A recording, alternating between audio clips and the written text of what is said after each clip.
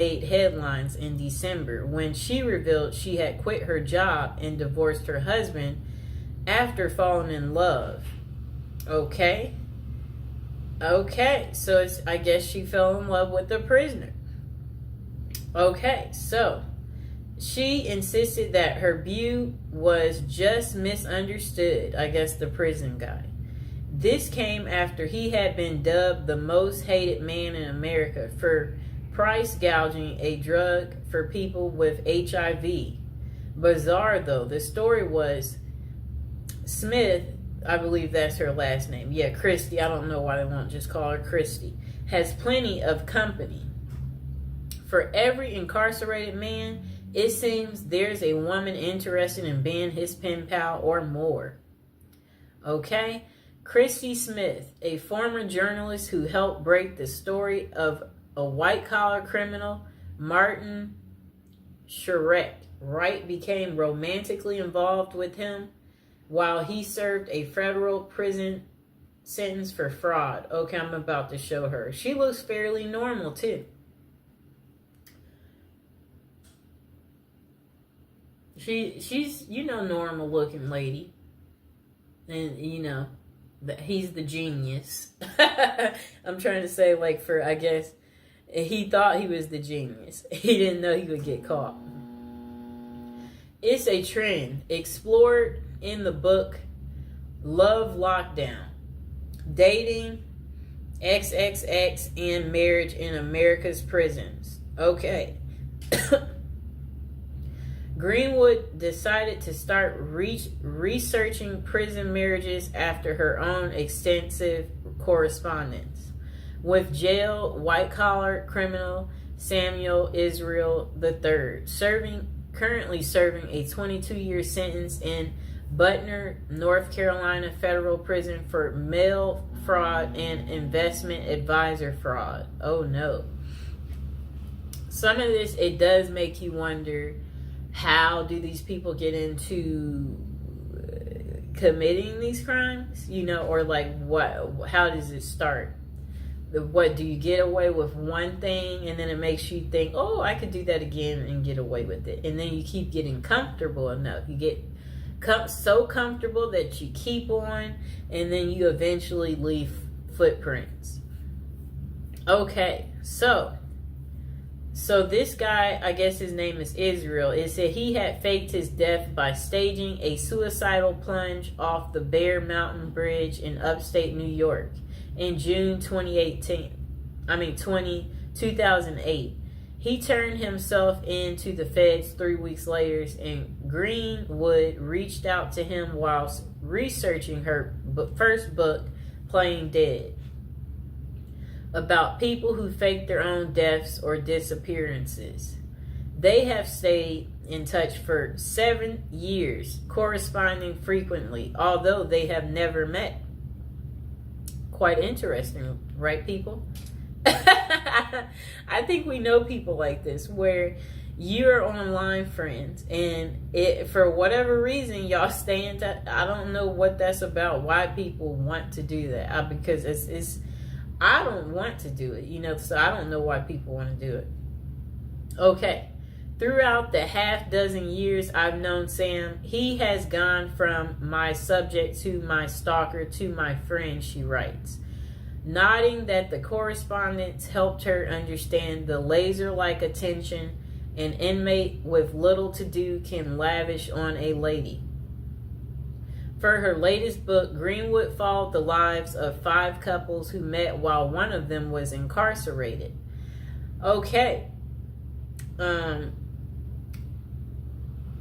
I don't know what that means. I'm just trying to say, whatever they wrote was very confusing what came next. So, to prison wives who have long histories with their men, MWI. Okay? Women are seen as pathetic losers, or worse yet, prison groupies. Let's just label them a prison groupie. But what she found were relationships that were at times romantic, messy, complicated, and sometimes heartbreaking. In other words, not too unlike those in the real world. One couple includes Joe, an ex-Army medic who had worked as a prison guard at a Kansas City jail, and Benny Reed, who was serving a 10-year sentence in the maximum security Oregon State Penitentiary for the attempted murder of his then girlfriend.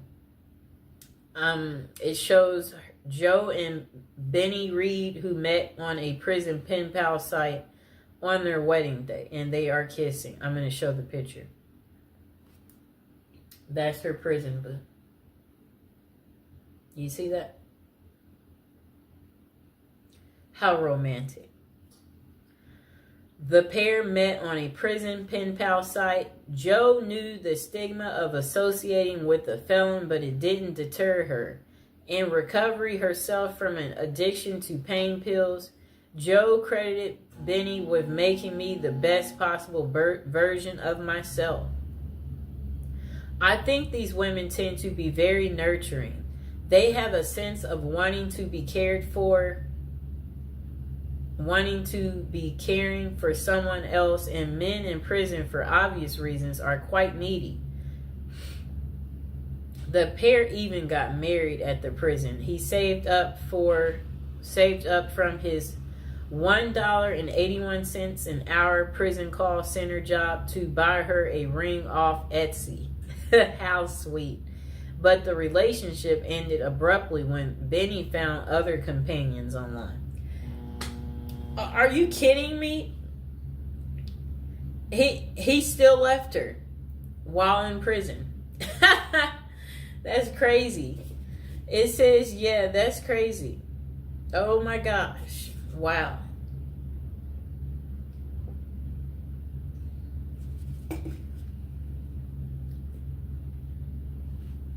I'll reread that part for you.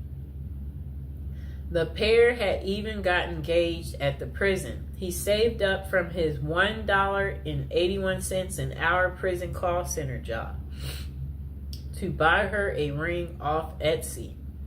But the relationship, it ended abruptly when Benny found other companions online. Wow. Even in prison, they cheat and they're greedy. Just why do women fall for imprisoned men? According to Dr. Fred Berlin, director of the Johns Hopkins XXX and Gender Clinic, there tends to be this trait of intense mothering in prison wives, writes Greenwood. I think these women tend to be very nurturing. They have a sense of wanting to be caring for someone else, and men in prison, for obvious reasons, are quite needy. But not every prison wife goes into a pen pal relationship looking for love. Sheila Rule, a longtime foreign correspondent for New York Times, met Joe Robinson while doing volunteer work for a prison ministry.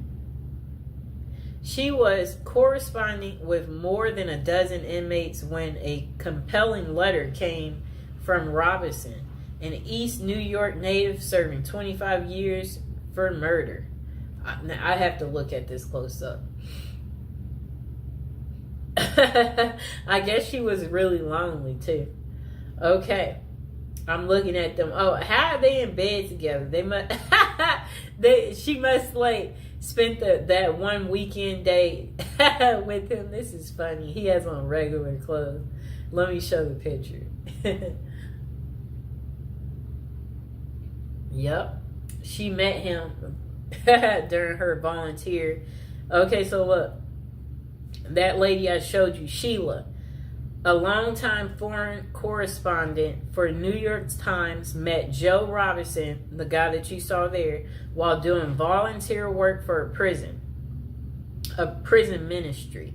She was corresponding with more than a dozen inmates when a compelling letter came from Robinson, an East New York native serving 25 years for murder. As a pen pal, he was looking for a young lady, and Rule, who had been married twice, was in her 50s, 20 years his senior. She let him down and flat out told him that she couldn't be his companion but could be his friend. For a year, The two exchanged letters that were deeply vulnerable but very flirtatious. In 2003, he convinced her to visit him in person, where the relationship switched from friendship to romance.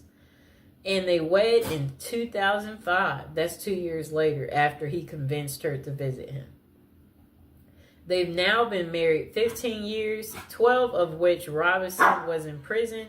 She says the marriage is happy and familiar, like an old shoe. That's so funny. Like, it's like a shoe. Still, Rue initially told few people about the relationship. When she decided to tell a friend she thought was progressive, the friend asked how she could be with someone charged with murder. I'm not marrying Joe's past, she told the friend. I'm marrying the person he's become. Do you like her excuse? So that's the end of Terrible Crimes. How it couldn't stop these ladies from marrying men behind bars.